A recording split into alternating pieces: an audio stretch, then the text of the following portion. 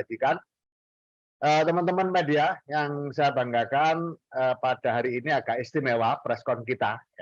Pertama dilaksanakan dari Ubud, Bali, tepatnya Desa Sayan. Ini saya didampingi Pak Kepala Desa, Pak Kepala Desa Sayan.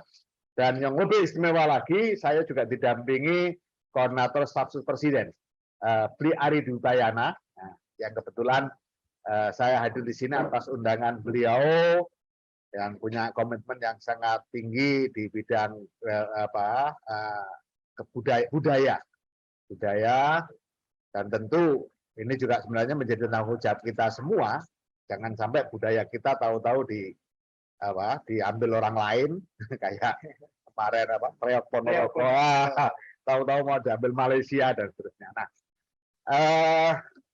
teman-teman media yang saya banggakan, pada kesempatan kali ini saya akan melaporkan beberapa hal yang terkait dengan perkembangan informasi terbaru di Kementerian Desa. Yang pertama terkait dengan dana desa. Bisa nggak ditampilkan ini? Nah, saya baca aja.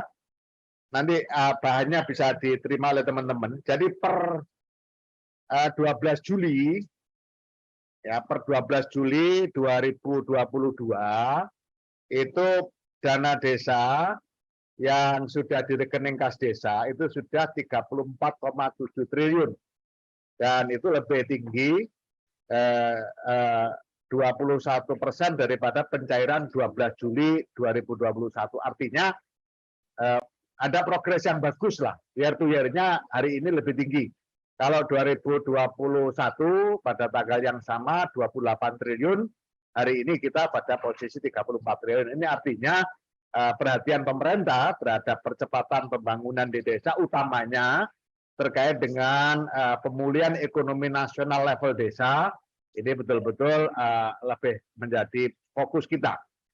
Kemudian dana desa sudah dicairkan di 73.255 desa, 98% desa, naik 6% daripada penyaluran 12 Juli 2021. Jadi semuanya juga naik. Jumlah desa yang tersalurkan juga naik, jumlah dana desa juga naik.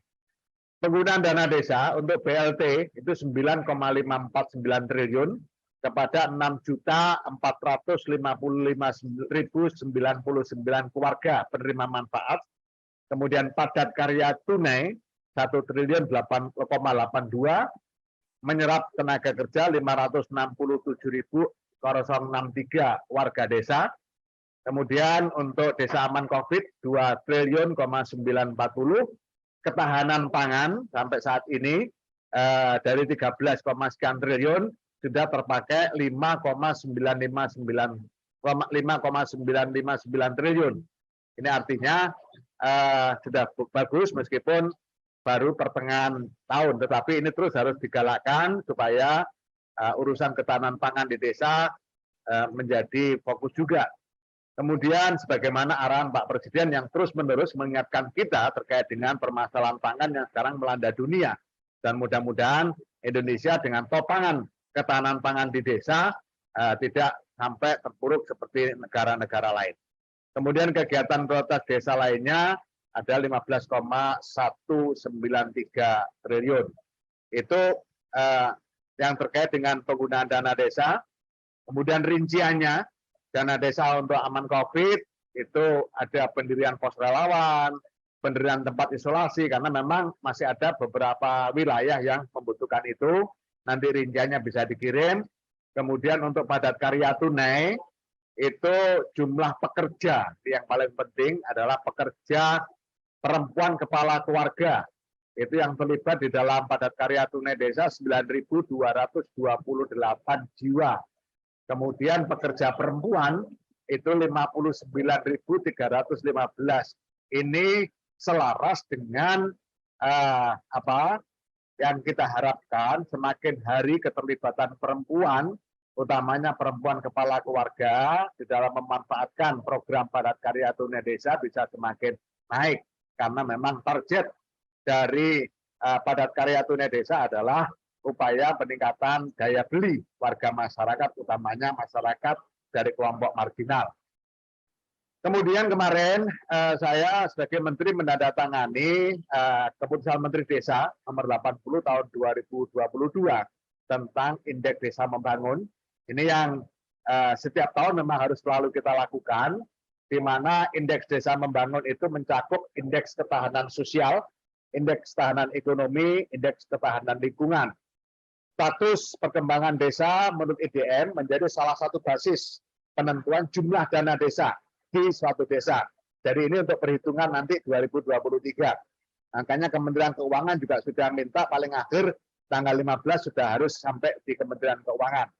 Desa mandiri dipercepat penyaluran dana desa hanya 2 termin, tidak 3 termin. Ini khusus desa mandiri sebagai bentuk afirmasi. Jadi 60% dan 40%. Kemudian desa mandiri yang PADES-nya meningkat mendapat tambahan dana kinerja. Jadi ada bonus sekitar 40 juta rupiah kalau PADES-nya meningkat. 24 gubernur menggunakan IDM sebagai ukuran pencapaian visi misi kemandirian desa. 407 bupati, wali kota juga menggunakan IDM sebagai ukuran pencapaian visi misi kemandirian desa. Itu yang terkait dengan IDM. Kemudian Permendes nomor 2 tahun 2016 tentang Indeks Desa Membangun itu merupakan potret hasil perkembangan kemandirian desa dan lain-lain yang stratifikasinya nanti bisa didalami itu karena sebenarnya ini permen lama. Desa mandiri ini tertinggi, skornya 0, di atas 0,8155, desa maju antara 0,7072 sampai 0,8115, di bawahnya 0,81155. Kemudian desa berkembang 0,5989 sampai di bawah 0,7072. Kemudian desa tertinggal 0,4907 sampai di bawah 0,5989 dan kurang sama atau kurang dari 0,4907 adalah desa sangat tertinggal. Kemudian Indeks Desa Membangun sesuai dengan Permendes nomor 2 tahun 2016 itu memiliki 5 peringkat indikator, 7 indikator, 100 data, itu yang kaitannya dengan IKS, kemudian IKE, ekonomi, dan lingkungan. Lanjut, ini nanti didalami lebih lanjut. Nah, kemudian untuk tahun 2022, ini desa mandiri sekarang ini menjadi 6.238 desa se-Indonesia, meningkat cukup tajam. Kemudian desa maju 20.249 desa, desa berkembang 33.902 desa. Desa tertinggal tinggal 9.584 desa dan desa sangat tertinggal malah tinggal sedikit, tinggal 4.982 desa, tidak sampai 5.000. Nah, perkembangan desa sepanjang 2015-2022 itu sangat tertinggal dari 13.000 2015 sekarang tinggal 4.000 sekian, hampir 5.000. Kemudian tertinggal dari 33.000 sekarang tinggal 1.000. Berkembang dari 22.000 di 2015 sekarang menjadi 33.900. Kemudian maju dari 3.608 menjadi 20.249.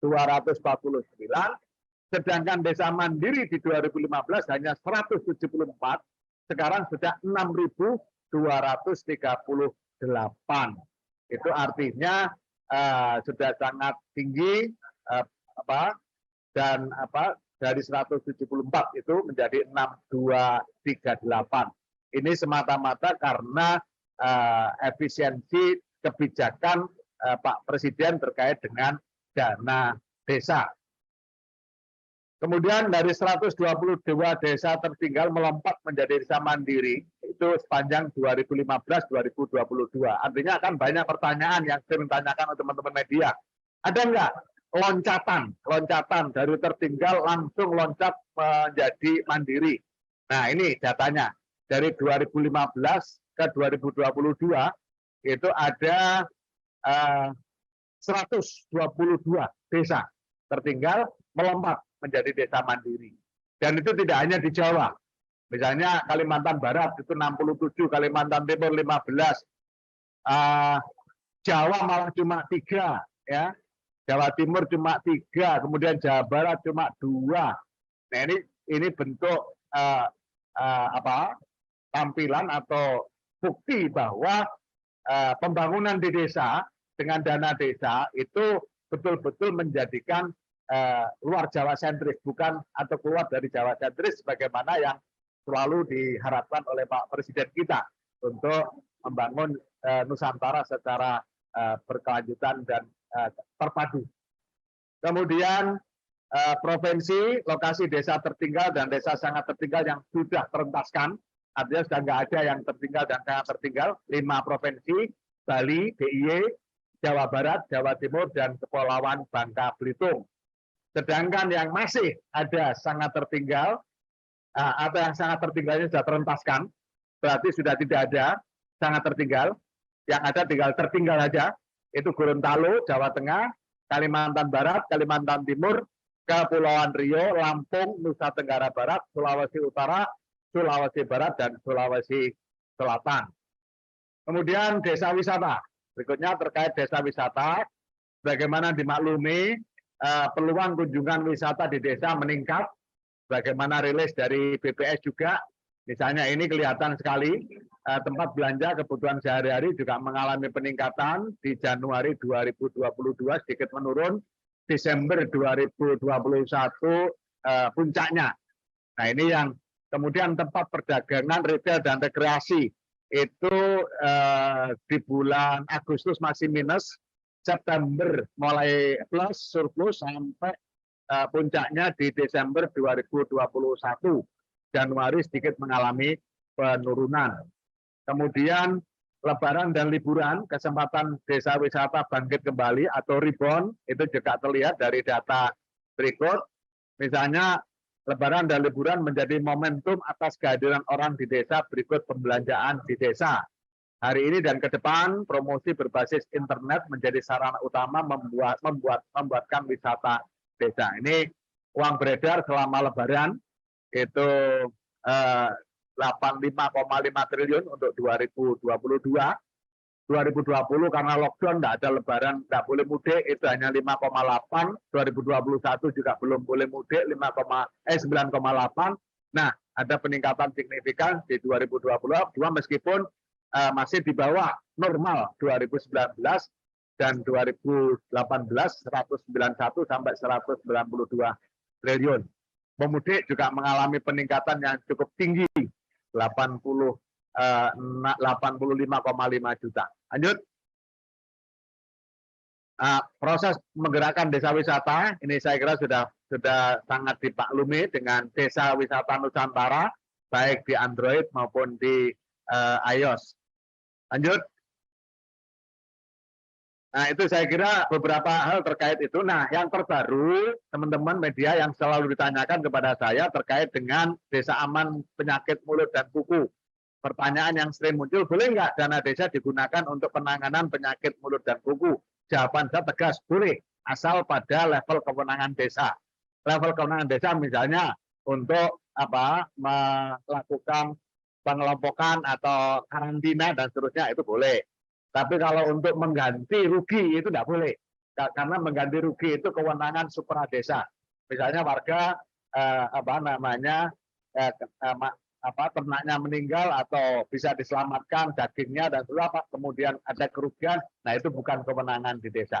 Nah, kita sudah mengeluarkan keputusan Menteri Desa PDDT nomor 76 tahun 2022 sebagai pedoman seluruh pemerintah desa di dalam memanfaatkan dana desa untuk penanganan penyakit mulut dan kuku. Nah, di kepala desa misalnya prinsipnya adalah kegotong royongan. Ulang, tarik lagi, turun lagi.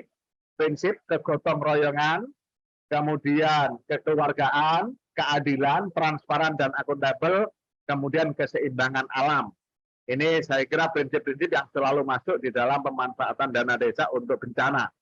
Kemudian kepala desa otomatis dapat sebagai ketua tim atau ketua pokjanya, kemudian wakil ketuanya dari BPD, anggotanya perangkat desa, dan mitra itu pemerintah daerah, Bambin Kapitmas, Babinsa, pendamping desa dan pihak terkait. tugas relawan desa lawan penyakit mulut dan kuku melakukan koordinasi secara intensif dengan pemerintah kabupaten, Dinas Dinas Peternakan, atau sebutan lain untuk langkah-langkah pencegahan dan pengobatan hewan yang terkena PMK, melakukan pencegahan, penanganan, dan pengendalian PMK. Kemudian pencegahan, penanganan, dan pengendalian PMK meliputi membentuk posko, ya, dan seterusnya. Itu nanti bisa dibaca sendiri. Sedangkan padat karya tunai desa produktif pada bidang pelaksanaan pembangunan desa juga bisa digunakan menggunakan dana desa untuk kegiatan penanganan penyakit mulut dan kuku. Dan terakhir, laporan penggunaan dana desa untuk desa aman penyakit mulut dan kuku itu sudah kita tentukan juga bagaimana pola pelaporannya. Sehingga dengan keluarnya keputusan menteri ini maka tidak perlu ragu-ragu lagi kepala desa, pemerintah desa untuk memanfaatkan dana desa untuk penanganan penyakit mulut dan kuku di level desa. Teman-teman media, saya pikir itu yang